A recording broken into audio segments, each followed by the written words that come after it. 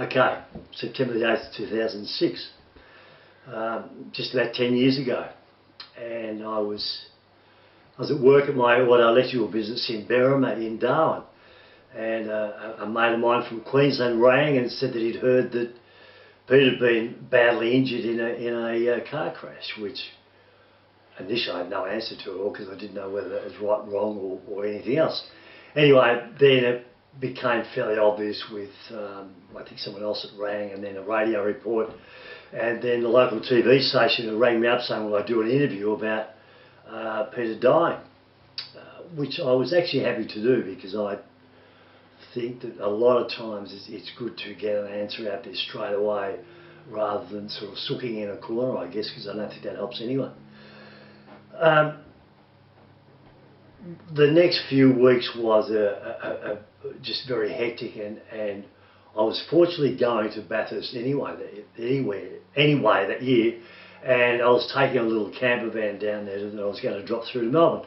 So I decided that, okay, I'll go there, I'll take that down there and stay in the caravan area behind the pits, and did so. In the meantime, V8 Supercars had contacted all the Brocks and said, hey, we'll fund you going to Bathurst and what have you, which I said, well, I'm driving a car there anyway, so I did that, but I also, they had a house that I could stay at, which I did, because during the day it was just so hectic that it was nice to have a few hours after that. You could have some sleep and what have you.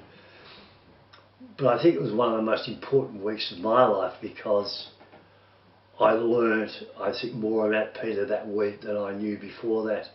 And that was in his persona as far as what he thought of his public, and more importantly, what his public thought of him. I must have had, I don't know, 100, 150 or whatever conversations with various people, young and old, over that week, and every single conversation was about Peter Brock the person, not one was about Peter Brock the race driver. That really hit home to me because obviously Peter was known in basic terms as one of Australia's best ever race drivers, and it was what I'd always watched him do, as well as other people did as well. So to get that answer from people really made me understand a lot more the way he treated people. And a common thread in that whole thing was when Peter spoke to you, he spoke to you as an equal. He was never lording it over you or expecting that he was smarter than you. He was on your level, and that didn't matter whether you're a labourer or a CEO of some business. And I think that was so important that people felt that way, so they kept you very close to their heart.